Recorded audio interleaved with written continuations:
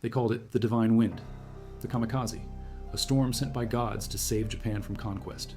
Textbooks repeat it, museums display it, war memorials enshrine it.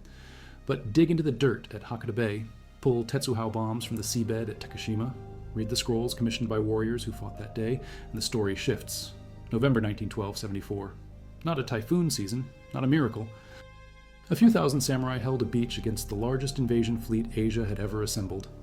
And when the night came, something else happened. The ships vanished, not all of them, not cleanly. 13,500 men never returned to Korea. 200 ships destroyed. The UN records admit it, but the Japanese defenders paid in blood too. 1/3 of their force dead by nightfall, names carved in stone. Graves scattered across Tsushima and Iki and the fields behind Hakata. This is what actually happened when Kublai Khan tried to add Japan to his empire, when the Mongols hit a coastline where warriors refused to break, when a single arrow changed the entire invasion, and when the ocean claimed more men than any sword. Also, comment from which city you're hearing this from. This script is researched and factual, using sources including in the June 2025 publication from Nippon.com, documenting recent archaeological findings at Hakata by Hattori Hideo from Kyushu University, showing the invasion pushed further inland than previously thought, reaching the Mizuki Fortress gates. Also, Thomas Conlin's 2001 book, which cross-references the Moko Shurai Ekotoba scrolls with excavation data, and the Kyushu Okinawa Society for Underwater Archaeology's bombshell discoveries, published in Archaeology magazine, proving Tetsuhou explosive ordnance existed in 1274, not added to scrolls, later as some historians claimed. Now back to the information. 3 years planning. Korea already crushed. The southern Song about to fall. His grandfather Genghis had built an empire that stretched from Hungary to the Pacific. Kublai wanted more. He looked east across the Korea Strait, 100 miles of water. Japan sat there, independent, untouched, wealthy, rich in gold and silver and iron, a land the Mongols had never tried to take. A place where warriors still called out opponents for single combat, where honor mattered more than victory, where no one had faced a coordinated cavalry charge backed by gunpowder bombs. Kublai sent letters, starting in 1266, 6 years of diplomatic demands, tribute payments, submission, recognition of Yuan authority. The Kamakura shogunate ignored every message. Regent Hojo Tokimun refused to respond, not defiance, not negotiation, silence. So Kublai built ships. The order goes out. 15,000 men mobilized for invasion. Korean General Kim Bang-kyung leads 30,500 workers to construct the fleet. 3 ship types, 300 large transport vessels at 1,000 Dan capacity each, 300 Batulu-fast boats for cavalry and rapid deployment, 300 tenders for supply. A man from Shandong named Chi Gongji, who designed ships for Kublai, travels to Korea to oversee construction alongside shipwrights who built for the Southern Chinese Navy.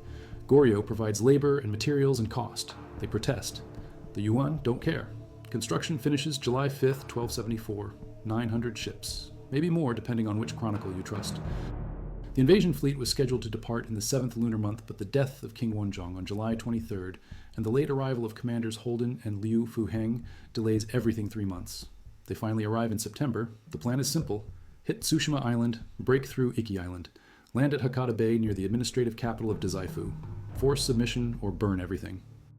The UN invasion force departs from Happo at Masan on the southern tip of Korea. 8,000 Korean troops, 7,000 Korean sailors, 15,000 Mongol Chinese and Jurchen soldiers. Some sources say 16,600. Others claim 40,000. Stephen Turnbull's research, published in his 2010 book on the invasions, settles on the lower figure based on ship capacity and Korean construction records. The fleet crosses the strait, 2 days at sea, November 4th, 1274, dawn, Tsushima Island. The fleet appears on the western horizon. Villagers spot it first. So Sukekuni is the deputy governor. He commands 80 mounted samurai. That's it. 80. The Hachiman shrine catches fire that morning. An omen, bad luck or divine warning depending on interpretation. Sukekuni takes it as warning. He rallies his men to Komoda Beach on the northwestern tip of the southern island, the principal landing zone. The Mongols drop anchor at 2 in the morning in Komoda Bay. They wait for light. Archers step forward at dawn. A volley of arrows rains down on the samurai formation. Sukekuni has no choice. He retreats, regroups, prepares for close combat. The samurai expect individual challenges, name calls, honor duels. The Mongols advance as a mass, coordinated, disciplined, responding to drum signals and gongs. They cut down any warrior who fights alone. The samurai hold until nightfall. Then the charge, one last desperate cavalry attack. All 80 troops die, every single one. The Soshikafu records it. Contemporary Japanese sources document it. The Mongols spread across Tsushima within a week. They slaughter male survivors. They capture women. They thread wire through the palms of prisoners to hang them from ship masts as psychological warfare displays. Komoda Beach becomes a killing ground. Today, the Komoda Shrine stands there with a votive image showing two samurai with a dead Mongol at their feet. The one on the right might be So Sukakuni, deputy governor, dead at 67 years old, November 4th, 1274. They retreat to the castle by evening. The Mongols surround them by morning. One samurai escapes. He makes it to mainland Kyushu in time to warn authorities. The rest are trapped. Kagetaka watches from the castle walls as the Mongols use captured Japanese as human shields. He refuses to surrender. He and his family choose death over. Many of Iki's defenders do the same. The Mongols take the island. Around 1,000 Japanese soldiers killed. The UN records confirm it. The grave markers remain. The Mongol Empire now controls both Stepping Stone Islands. The path to Hakata Bay is open. The Mongols land at Sawara district and set up camp at Akasaka. This is when Kikuchi Takafusa sees them. He commands a force from Chikuzen province. He surprises the Mongol position. A quick raid. The Mongols flee to Sohara. They lose around 100 soldiers. First Japanese victory on mainland soil. Small, but it matters. It proves the invaders can be hit, can be hurt, can be forced to move. Hakata Bay. The main invasion begins. The fleet appears offshore. Hundreds of ships, banners flying, war drums beating. The Japanese defenders have been mobilizing since the warnings from Tsushima and Iki arrived 2 weeks ago. Shoni Kagasuke commands as the Kyushu Tandai deputy. He rallies Goken and samurai from across Chikuzen province. Around 500 horsemen in key engagements. Maybe 6,000 defenders total, according to most reconstructions. The number's disputed. The Yuan Shi Chinese Chronicle claims 102,000 Japanese warriors, but that's propaganda. Turnbull's research and Hattori Hideo's recent work published in June 2025 from excavations at the Torakai site suggests the defenders numbered 3,000 to 6,000 maximum. Outnumbered but ready, they know the terrain. They built temporary fortifications. They positioned archers. They prepared. They knew it protected access to Dazaifu. Take the fort and the road opens. That's the plan. Fukunaga Masahiro from the Kyushu University Museum published analysis in 2025 showing this level of planning. The UN generals didn't just sail blind, they studied the target. The Mongols fight differently. They advance in formation, dense phalanxes, shields forward, spears leveled, cavalry on the flanks responding to drum and gong commands. They coordinate, and they bring weapons the Japanese have never seen. Tetsuhao, ceramic bombs filled with black powder and iron fragments, the world's earliest anti-personnel explosives. For decades, historians argued whether these existed in 1274 or were artistic additions to later scrolls. The Kyushu Okinawa Society for Underwater Archaeology settled it. They pulled 6 intact Tetsuhao from the Takashima shipwreck off Nagasaki. X-rays showed gunpowder residue and scrap iron packing, published in Archaeology magazine. Thomas Conlin initially disputed the bomb illustrations in the Moko Shurai Ekotoba scrolls, but archaeological evidence proved they were real. Used in combat, thrown by hand or launched by catapult. They explode with a flash and a roar. Shrapnel sprays, horses bolt, warriors stunned, psychological impact massive.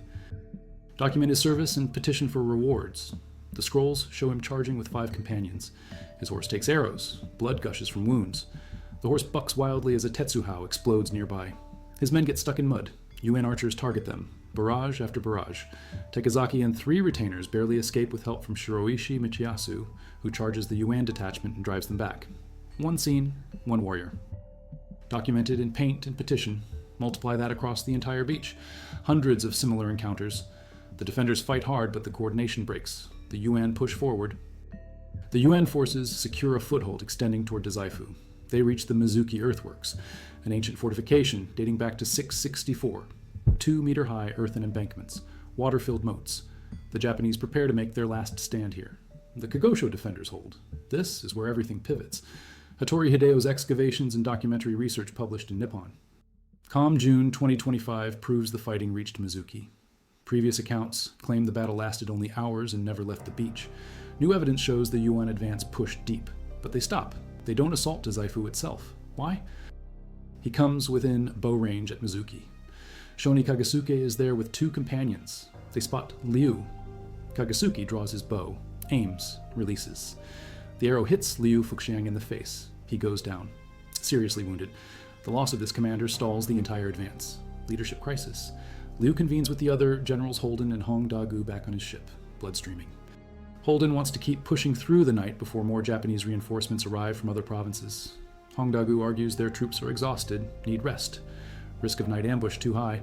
Liu agrees with Hong. He recalls the UN forces back to their ships. The withdrawal begins. Some ships pull out into deeper water for safety. The Japanese don't chase, they tend wounds. Count dead. Prepare for the next assault everyone expects at dawn. But dawn brings something else. By morning, November 20th, most of the UN ships have disappeared. According to a Japanese courtier's diary entry for November 6th, 1274, a sudden reverse wind struck. Not a typhoon. November isn't typhoon season. A strong wind. A storm. Enough to scatter the fleet.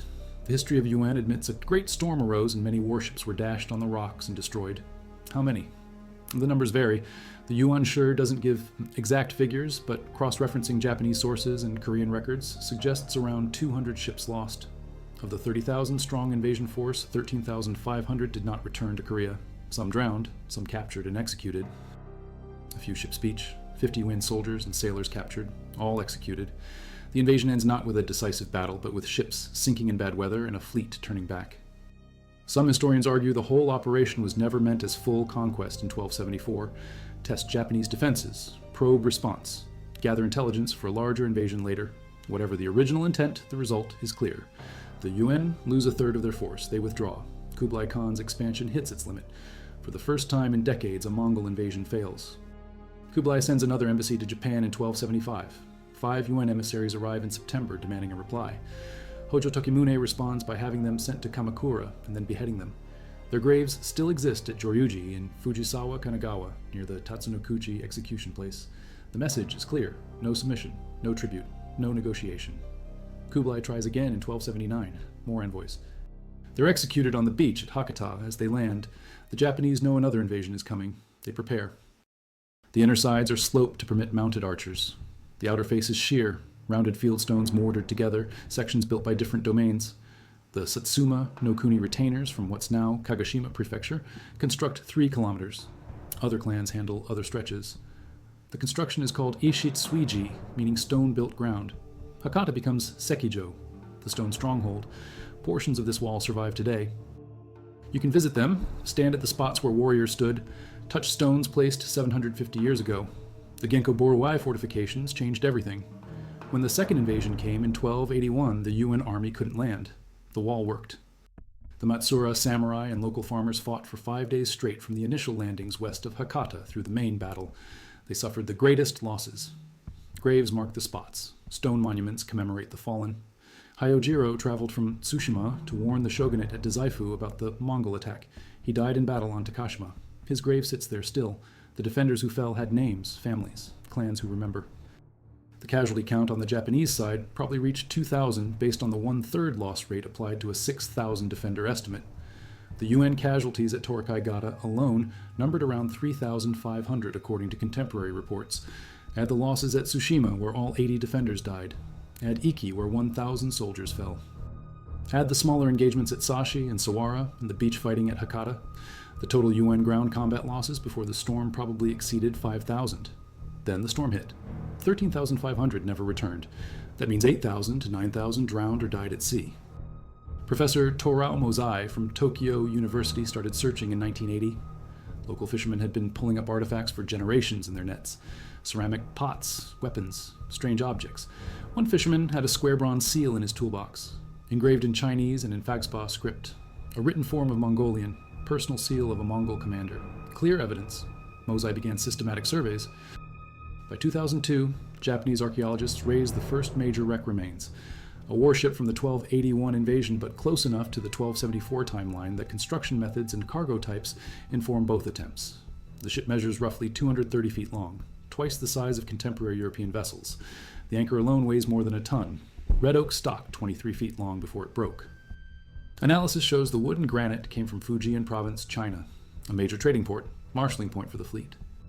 Bundles of iron arrow tips, crossbow bolts, spearheads, more than 80 swords and sabers, the Tetsuhao bombs, 6 recovered from one site alone.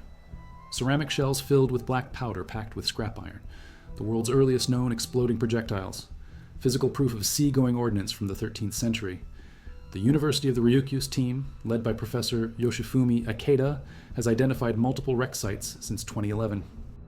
5 potential shipwrecks found. One measures 12 meters by 3 meters, 39 feet by 9.84 feet. Found 200 meters offshore from Takashima Island in 15 meters of water. The construction methods identify it as UN. Anchor stones litter the seabed. 36 found so far. V-shaped wooden sections with 2 stone weights attached. The heaviest weighs over 170 kilograms. Shipworms destroy the wood. Stone endures. Each anchor a ship. Each ship hundreds of men. The math is brutal. Wood didn't rot. Leather stayed supple. Ceramic intact. The bay became a time capsule. Each artifact tells a story. A bowl with the owner's name and rank painted on it. Weng, commander of 100 units. He drowned here. His bowl sits in a museum now. His name survives. His ship didn't. Genghis Khan's descendants conquered China, Korea, Central Asia, Persia, Russia, parts of Europe. They crushed the Khwarezmian Empire, destroyed Baghdad, razed cities from Kiev to Kaifeng. They developed siege weapons that broke fortress walls, cavalry tactics that overwhelmed everything, logistics that supplied armies across thousands of miles. And then they hit 100 miles straight, and a few thousand samurai on a beach, and a storm at sea, and they stopped. Japan remained independent. The Kamakura shogunate continued. Feudal structures strengthened, the warrior culture codified. The myth of the divine wind took root. Kamikaze. The word becomes sacred. Centuries later, in World War II, Japanese strategists invoke it. Thousands of pilots sign up for suicide missions, crash planes into ships, protect sacred soil. The legend of 1274 and 1281 shapes national identity. Divine protection, undefeatable Japan. The myth becomes propaganda. The reality gets buried. They took massive casualties. They held long enough for supply problems and leadership loss to matter. Liu Fuxiang's arrow wound wasn't divine intervention. It was Shoni Kagasuke's skill. The storm that scattered the fleet wasn't supernatural. It was November weather in the Korea Strait. Bad luck for the Yuan, good timing for Japan, but mostly it was human decisions. Hongdagu choosing rest overnight advance.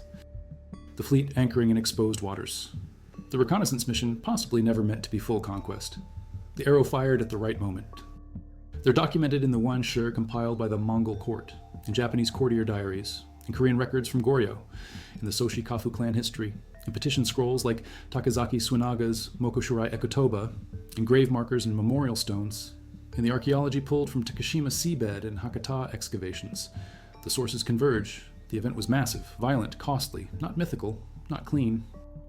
Messy human warfare, where decisions and arrows and weather combined to stop an invasion. They were stopped there.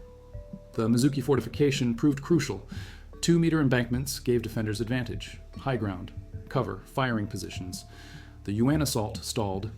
Without taking Mizuki, they couldn't reach Dazaifu. Without Dazaifu, they couldn't establish a base. Without a base, the invasion was just a raid, a costly raid. The defenders used the terrain, forced the attackers into choke points, made them pay for every meter. When Liu Fuxiang fell, the momentum died. The generals retreated. The ships became the refuge. Then the refuge became a trap when the storm hit. Carbon dating isn't precise enough to pin it to November 1274 specifically, but the geological record shows the area experienced severe storms. National Geographic covered the findings in 2014. The Kamikaze legend might have geological truth for 1281 when a verified typhoon destroyed the second larger invasion fleet. But for 1274, the evidence is thinner, a strong wind. A reverse wind, as the diary describes, enough to wreck 200 ships that were possibly already damaged from the fighting or poorly anchored or built too fast in Korea under protest from shipwrights who didn't want to construct the fleet in the first place. The storm matters, but it's not the whole story. It's not even most of the story. Anyway, because that's his duty and his island and his people. It's Taira no Kagetaka, choosing death at Hinatsume Castle, rather than watch his family captured and his warriors enslaved. It's Kikuchi Takefusa, surprising the Mongol camp at Akasaka and proving the invaders can be driven back. It's Takazaki Suenaga, charging into mud and arrows and explosions, with 5 companions because his commander told him to wait, but he attacked anyway and somehow survived to commission scrolls about it 30 years later. It's Shoni Kagasuke firing 1 arrow at the right moment into Liu Fuxiang's face and changing the entire battle calculus. It's the Sashi clan dying to defend a position whose name survives only because records listed who fell there. It's thousands of unnamed farmers and low-ranking warriors who never got scrolls or memorials, but whose blood soaked Hakata's beaches and Bata. Time for the samurai to organize and the storm to arrive and the fleet to withdraw. Mounted archery from warriors who trained since childhood. Terrain advantage from defenders who knew every hill and marsh and tree line. Supply lines stretched across 100 miles of open water. No friendly ports, no local support. Everything brought from Korea or China. When supplies ran low, the options narrowed. When the commander fell, the mission failed. When the storm hit, the fleet fractured. 13,000 to 500 didn't make it home. Their families never knew exactly how they died. Lost at sea, drowned in the Korea Strait, bodies washed up on shores from Hakata to Tsushima, some buried, most not. The wrecks hold their bones. The seabed is their grave. The silt preserved their equipment, but not their names. Except Wang, commander of 100 units. His bowl survived. His name survived. He's one of thousands, but he's the one we know. That matters. Multiple fighting styles. Coordinated under one command structure. The arrows came in bundles, crossbow bolts tight packed for transport, spearheads standardized, the Tetsuhao bombs carefully wrapped. These were professionals, well-equipped, trained. They weren't rabble. They were the army that conquered most of Asia, and they lost at Hakata Bay to samurai who hadn't fought a foreign invasion in centuries. The paradox drives the research. How did it happen? The answer is complicated. Terrain, tactics, timing, weather, decisions, arrows, luck, all of it. None of it alone sufficient, all of it together enough. Prayers for victory. The kamikaze legend grows. By World War II, the story is set. Divine wind, sacred land, undefeatable spirit. The stone wall at Hakata becomes a monument. The statue of Emperor Kameyama towers over Higashikoen Park in Fukuoka on an artificial hill, elevated, symbolic, suggesting victory came from imperial prayer and divine intervention. The archaeological excavations in the 1920s and 30s exposed portions of the defensive wall, restored and opened for public viewing. The Hakazaki Shrine displays memorial plaques, a stone anchor said to be from a wrecked Mongol warship. The narrative is heroic, mythical, clean. The modern research complicates it, adds the mud and blood and supply problems and arrow wounds and storm damage and human error, makes it messy, real. Less comfortable but more accurate. By one arrow fired by Shoni Kagasuke that killed or wounded Liu Fuxiang and broke the command structure. By the decision of Hongdagu to retreat instead of push through the night. By construction workers in Korea who protested building the fleet, and maybe didn't build it well. By intelligence that told the Yuan where the Kagosho was, but didn't tell them how hard Mizuki would be to take. By dozens of small decisions and accidents and moments that added up to 13,500 dead and 200 ships lost, and an empire stopped. Not by gods, by people. Hinotsume Castle site remains. Hakata has burial mounds. The Matsura clan dead, the Sashi clan fallen. Hayoe Jiro on Takashima. The Genko memorials mark spots where warriors fell. The Joryuji Temple in Fujisawa, Kanagawa holds graves for the 5 UN emissaries beheaded in 1275. Names recorded, dates known. They're all dead because Kublai Khan wanted Japan and Hojo Tokumun refused. The politics of emperors and regents and khans played out in the bodies of warriors and sailors and farmers who never made those decisions but paid for them. The fleet destroyed. More dead than 1274. The kamikaze legend becomes unshakable. But 1274 matters because it's the first attempt, the initial test, the battle that proved Japan could be defended, the fight that bought 7 years to prepare. Without 1274, there's no wall. Without the wall, 1281 ends differently. The defeats connect, both necessary, both bought in blood. Both remembered differently by myth than by archaeology. The bones don't lie, the artifacts don't exaggerate. The Tetsuhao bombs exist, the helmets sit in museums, the anchors sit on the seabed, the wall still stands in sections, the graves remain marked, the contemporary records survive. Cross-reference them all and you get something close to truth. Messy, complicated, human, real. Professor Yoshifumi Ikeda and his team from the University of the Ryukyus continue systematic searches.